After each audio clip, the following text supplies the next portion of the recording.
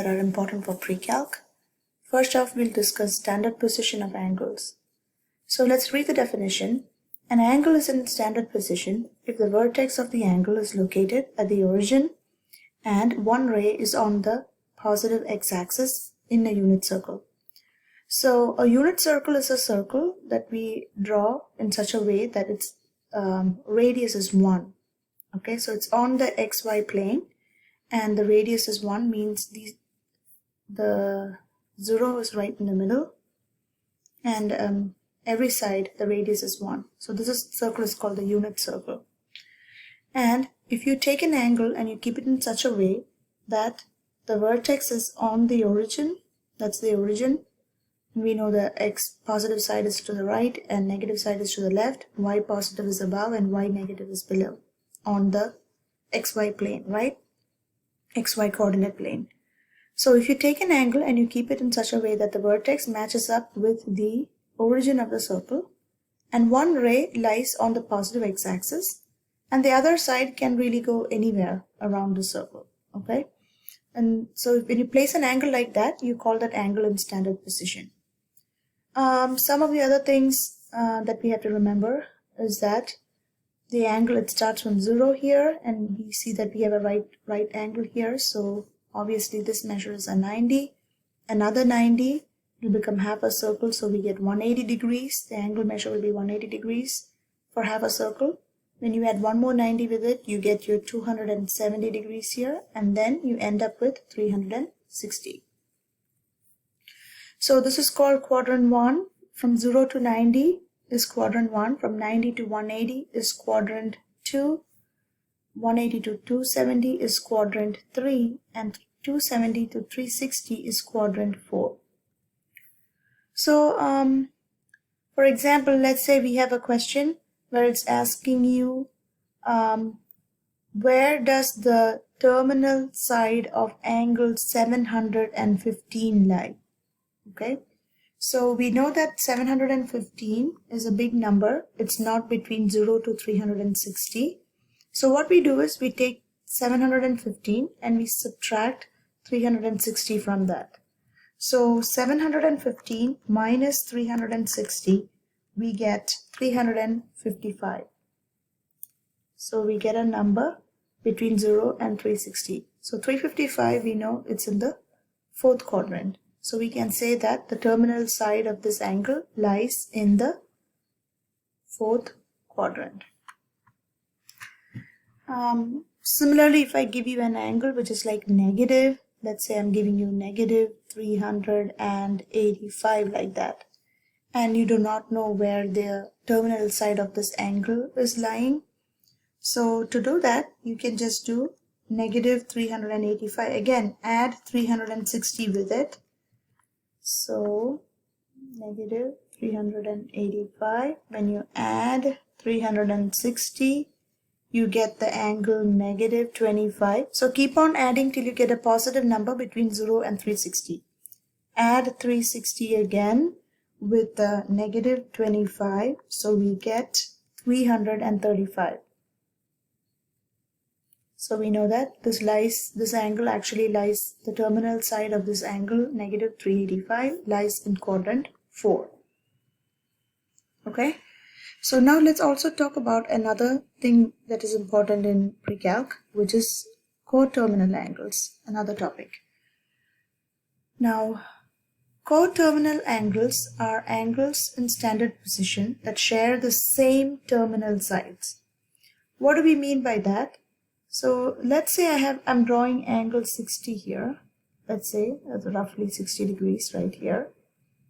So remember positive angles go in counterclockwise direction and negative angles move in a clockwise direction, in the direction of the clock.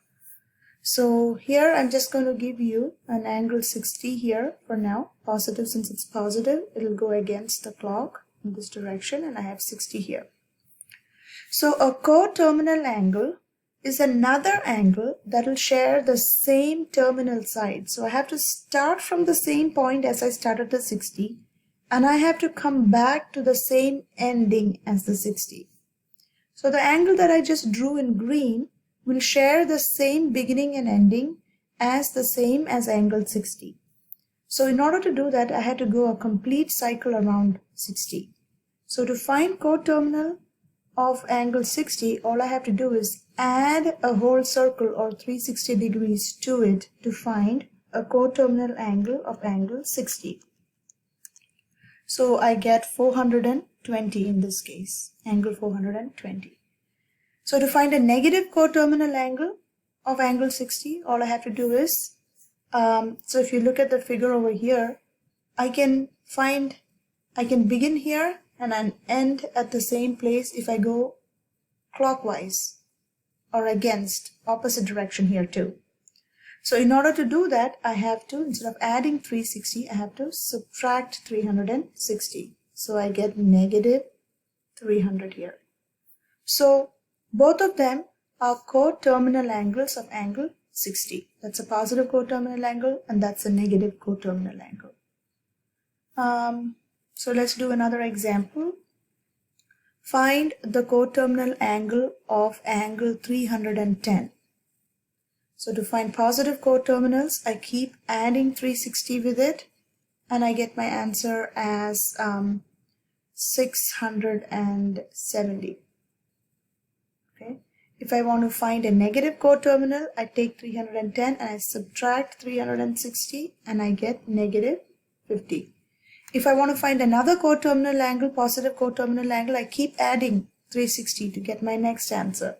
If I want to find another negative, I keep subtracting 360 to find another coterminal negative coterminal angle. So let's do another problem. So these are all measured in degrees. What if the angle measures are in radians? Then how do we do that? So I just want to quickly write down the measures in radians around the unit circle.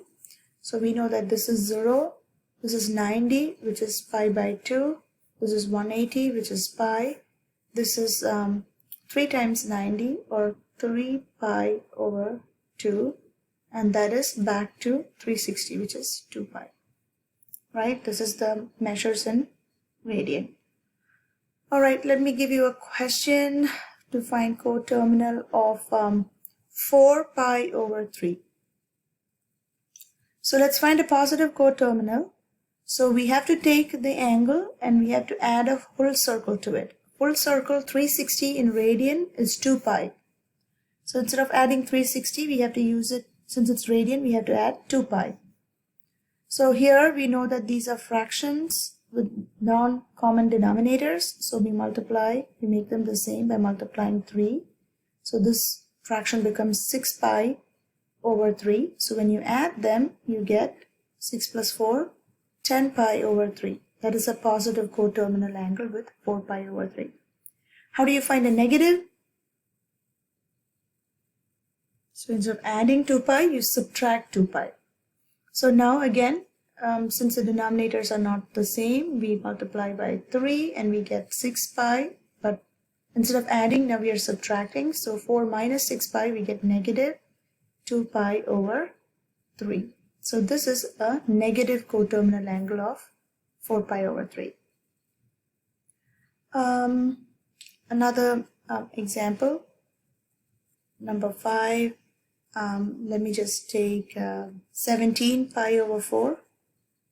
17 pi over 4. So I'm going to take 17 pi over 4 and I'm going to start finding a negative coterminal angle. So I'm going to subtract the 2 pi. So the denominators are not the same.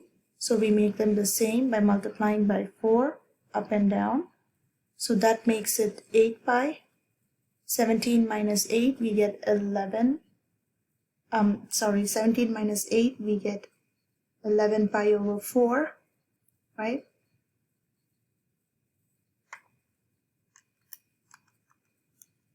We get 9 pi over 4, sorry, not 11, 9 pi over 4. So that is our first coterminal angle. So when I subtracted 2 pi, instead of getting a negative angle, it is still positive. I didn't reach a negative coterminal angle yet. So I can use this as an example of a positive coterminal angle with 17 pi over 4. Now keep on subtracting 2 pi till you get a negative angle if you want a negative coterminal angle. So again, denominators are the same, multiplying by 4. This is 4 times 2 is 8 pi. 9 pi minus 8 pi will just become pi over 4. I still didn't get a negative coterminal angle, so that is another positive coterminal angle with 17 pi over 4. Subtract 2 pi again over 1. Let's make the denominators the same. So last step, here we have pi minus 8 pi, which is negative 7 pi over 4. So finally we got our negative coterminal angle with 17 pi over 4, and we got two positive coterminal angles here. So if you think about it, there are infinite number of coterminal angles for every single one of these angles, okay, in the positive direction as well as in the negative direction. You can, as many times as you add 360, you will get that many coterminal angles. You can keep going.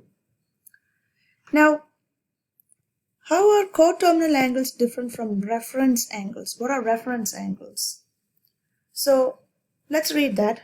Reference angle is the angle that the given angle makes with the x-axis.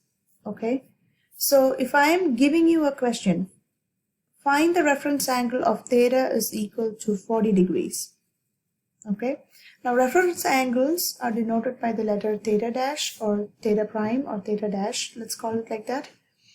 So to find reference angles, it's actually the measure of the angle from the x-axis. How far is it away from the x-axis? So this is the x-axis here. So if I have angle 40 here, how far is this angle away from the x-axis with regards to the measure of the angle? It is the same as 40 degrees. So if your given angle is in the first quadrant, your reference angle will be the same as your given angle. Okay, how far away is it from the x-axis? Now let me give you another question from quadrant 2. What if I give you theta is equal to 120 degrees? So we know that 120 is actually in the second quadrant.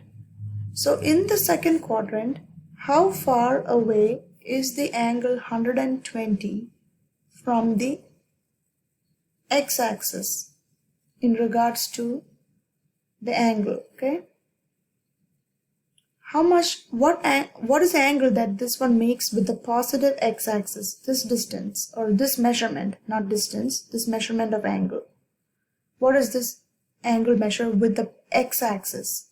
So to find that, we have to take the 180 and subtract 120. So if you have theta in the second quadrant, to find theta dash or reference angle, from 180 you have to subtract your given angle. So 180 minus 120, your angle here, theta dash will become 60, 180 minus 120. Okay, and the third one, let's say theta is in the third quadrant, let's say 250, it is a number in the third quadrant. So you have one angle here, it comes all the way to 250 somewhere here. So you are measuring the angle that it makes with that the terminal side makes with the x-axis. So this angle measure is what you need. So if this is 250, to find this in between angle measure, I have to subtract 250 minus 180. So theta dash is the angle, the given angle minus 180. You have to flip it from quadrant 2. So theta dash is 250 minus 180, which is 70 degrees. In this case, theta dash is 70 degrees. And last one, in the fourth quadrant, if theta is 300, let's say, to find theta dash, you have to do 360 minus 300, okay, or theta. So theta dash will be 360 minus theta. So in this case, your answer will be 60 degrees. So that's how you find reference angles.